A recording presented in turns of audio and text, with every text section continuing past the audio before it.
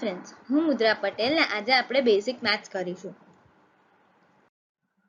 ગયા વખતે આપણે ક્ષેત્રફળ એટલે કે એરિયા શું છે એ જોયું હતું અને લંબચોરસ અને ચોરસનો એરિયા કેવી રીતે શોધાય એટલે કે ક્ષેત્રફળ કેવી રીતે શોધાય સ્ક્વેર અને રેક્ટેંગલનું એ જોયું હતું. તો એકવાર રિવિઝન કરી લઈએ. સ્ક્વેર એટલે કે ચોરસ માટે ચોરસની બધી બાજુઓનું માપ સમાન હોય છે ને આપણે એવું સમજીએ કે અહીંયા એ છે.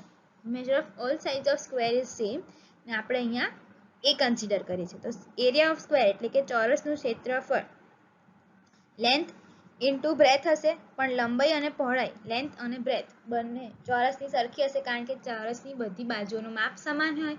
measure of all sides of square is same, તો એ ઇન્ટુ એ એટલે કે એ સ્ક્વેર લખાશે.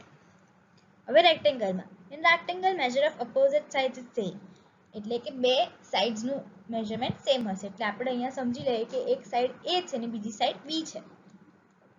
લંબચોરસમાં વિરુદ્ધ બાજુઓનું માપ સમાન હોય છે. બે સમાન ને વિરુદ્ધ બાજુઓનું માપ આપણે એ અને બી ધારીએ. તો એરિયા ઓફ રેક્ટેંગલ એટલે કે લંબચોરસનું ક્ષેત્રફળ શું થશે?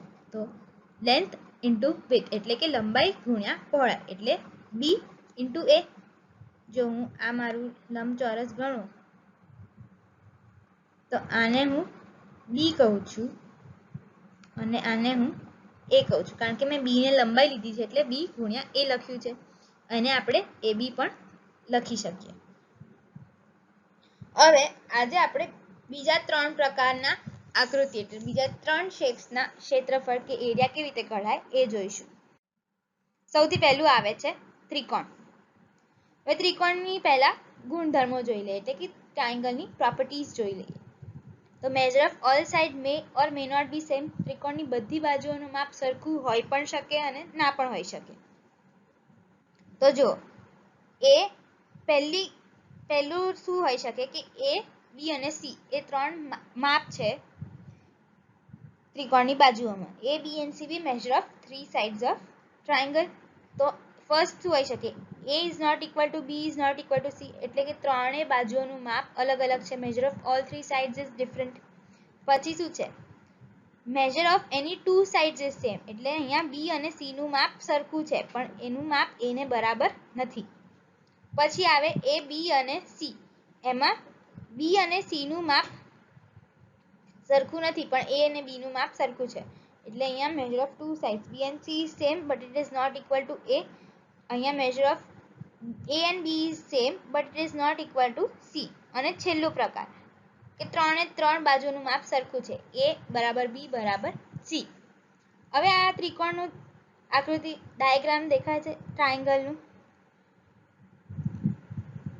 કોઈ પણ ત્રિકોણના પોઈન્ટથી જો હું આવી એક સીધી લાઈન બીજી બાજુના મિડ પોઈન્ટ પર એટલે કે આ ત્રિકોણનો એક પોઈન્ટ છે અને અહીંયાથી એક આમ એકદમ સીધી લાઈન દોરું તો આ એ ત્રિકોણનો વેધ એટલે કે આ એ ટ્રાયેંગલની હાઈટ કહેવાશે. અને કોરસ્પોન્ડિંગ બેઝ એટલે જે બાજુની ઉપર આપણે એ હાઈટ ડ્રો કરીએ એને બેઝ કહેવાય. સપોઝ હું આ પોઈન્ટ લઉં છું, મેં આ પોઈન્ટ લીધો, અહીંયાથી એક સીધી લાઈન ડ્રો કરી, બહુ દૂર જતી રહી લાઈન. જો આપણે ફરીથી ડ્રો કરીએ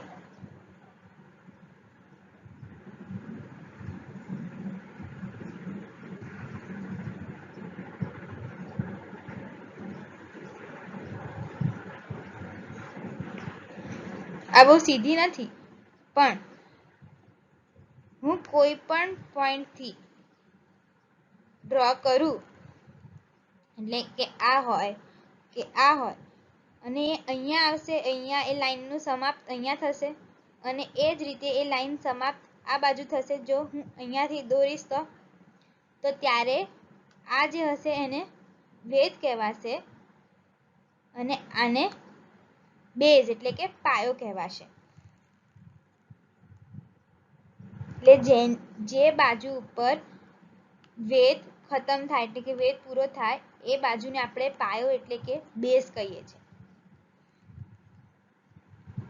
તો ત્રિકોણનું ક્ષેત્રફળ એટલે એરિયા ઓફ ટ્રાયંગલ શું થશે? Half into base into height એટલે હાફ ઇન્ટુ 1/3 પાયો અને વેધનો ગુણાકાર.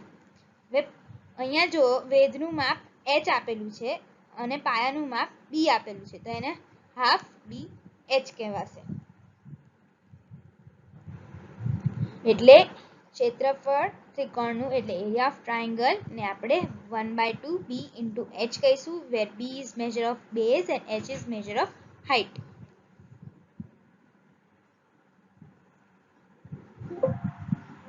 હવે આપણે વર્તુળનું ક્ષેત્રફળ કેવી રીતે શોધાય એ જોઈએ. જો સૌથી પહેલા વર્તુળમાં એક કેન્દ્ર અને એક ત્રિજ્યા હોય છે. Circle comprises of a centre and a radius. તો એરિયા ઓફ સર્કલ એટલે કે વર્તુળનું ક્ષેત્રફળ કેવી રીતે અપાશે? તો પાઈ અને ત્રિજ્યાનો વર્ગનો ગુણાકાર એટલે પાઈ ઇન્ટુ રેડિયસ સ્ક્વેર. એને શું લખાય? Pi r square. હવે વ્યાસ એ શું હોય? ત્રિજ્યાનું double. Diameter is twice of radius એટલે d ઇક્વલ્સ ટુ 2r લખી શકાય. તો હવે આ જે r છે એની જગ્યાએ હું d લખી દઉં. તો r ને મારે d ના ટર્મ્સમાં એટલે r ને d ના રીતે દર્શાવવું હોય તો r ને શું લખાય? d અને છેદમાં 2.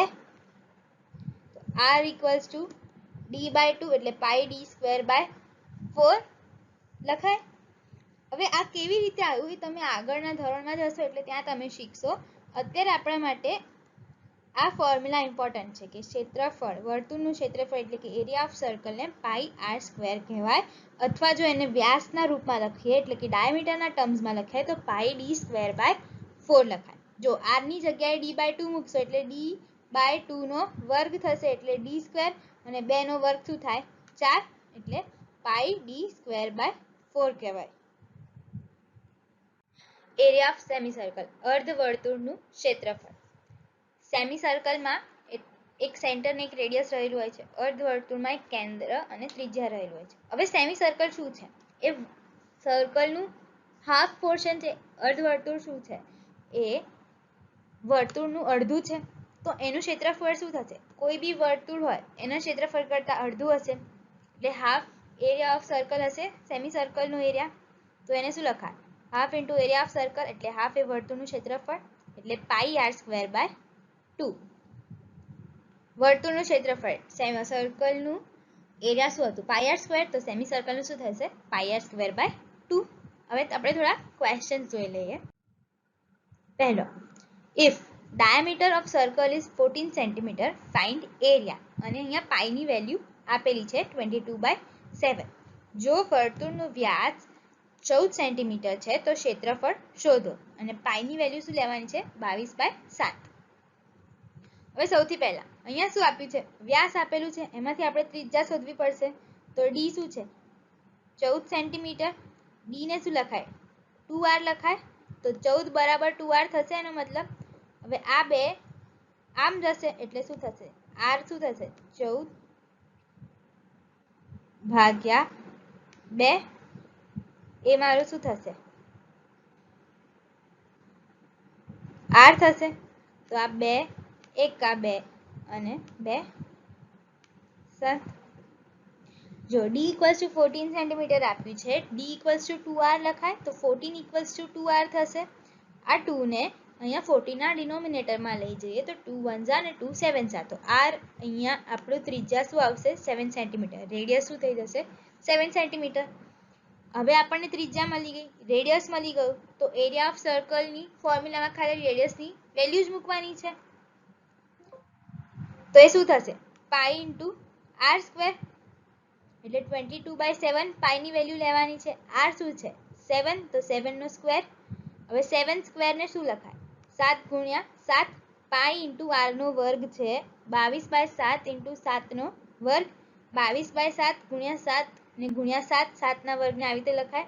હવે જો આ 7 અને આ 7 કપાઈ જશે તો રહ્યું શું? 22 અને 7 નો ગુણાકાર. અહીંયા રહેશે શું? 22 અને 7 નું મલ્ટીપ્લિકેશન. તો ઇક્વલ્સ એના થઈ જશે 154 સ્ક્વેર સેન્ટીમીટર, ને આપણને ખબર છે કે એરિયાનું યુનિટ એ સ્ક્વેર સેન્ટીમીટર છે. હવે બીજો પ્રશ્ન જોઈએ તો if the area of semicircle is 44 square centimeter then find its radius. જો અર્ધવર્તુળનું ક્ષેત્રફળ 44 ચોરસ મીટર છે તો તેની ત્રિજ્યા શોધવાની છે.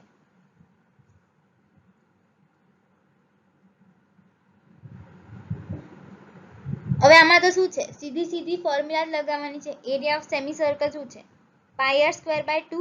પણ અહીંયા શું છે, અર્ધવર્તુળનું ક્ષેત્રફળ આપેલું છે, એરિયા ઓફ સેમી સર્કલ આપેલું છે, તો એ શું છે અહીંયા 44 ને અહીંયા આપણે એની સામે શું લખીશું, પાઈ આર સ્ક્વેર બાય 2. હવે મારે શું શોધવાનું છે, આ આર સ્ક્વેર શોધવાનું છે. તો જે આપણને જેની કિંમતો ખબર છે એ બધી વસ્તુ આપણે આ બાજુ લઈ જવી પડશે.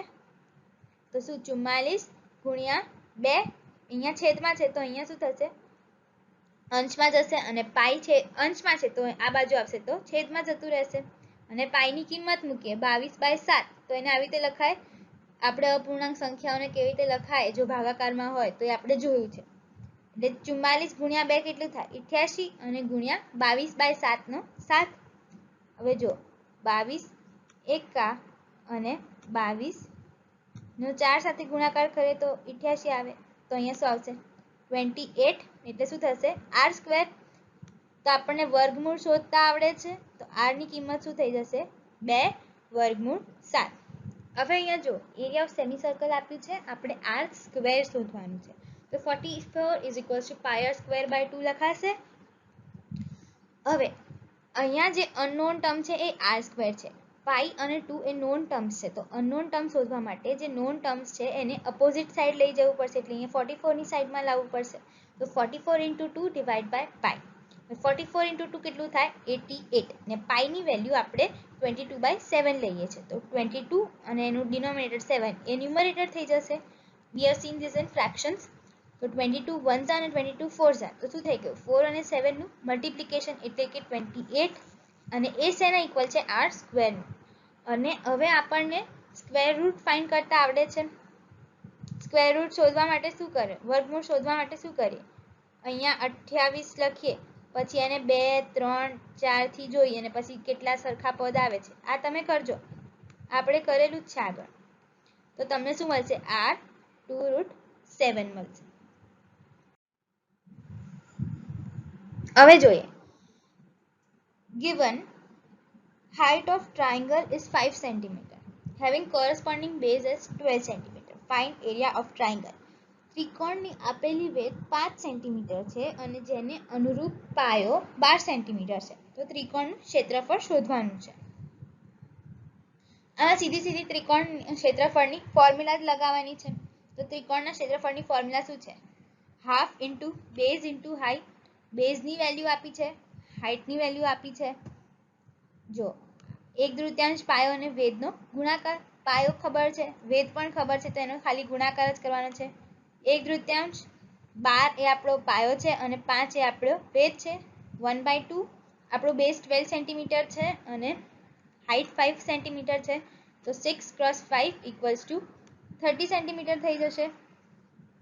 તો આ આપણો અહીંયા તો સીધો ખાલી એરિયા જ ફાઇન્ડ કરવાનો હતો, ક્ષેત્રફળ શોધવાનો હતો. જો અહીંયા તમારા હોમવર્ક માટે અમુક પ્રશ્નો મૂકેલા છે, 7 જ પ્રશ્નો છે, બહુ વાર નહીં લાગે, કરી નાખજો. અને જે આગળ એક્ઝામ્પલ્સ કર્યા છે એ પણ તમે કરી નાખજો. અત્યાર સુધી આપણે ક્ષેત્રફળની 5 ફોર્મ્યુલા, 5 આકારની એટલે 5 શેપ્સના એરિયા શોધ્યા. સ્ક્વેર, રેક્ટેંગલ, સેમીસર્કલ, ટ્રાયેંગલ ને સર્કલ. 5 આકૃતિ જેના આપણે ક્ષેત્રફળ શોધ્યા એ છે ચોરસ, લંબચોરસ, અર્ધવર્તુળ, વર્તુળ ને ત્રિકોણ. એ બધા એકવાર રિવાઇઝ કરી લેજો અને આ જે હોમવર્કના પ્રશ્નો આપ્યા છે તેને સોલ્વ કરજો. આજના માટે આટલું જ. Thank you.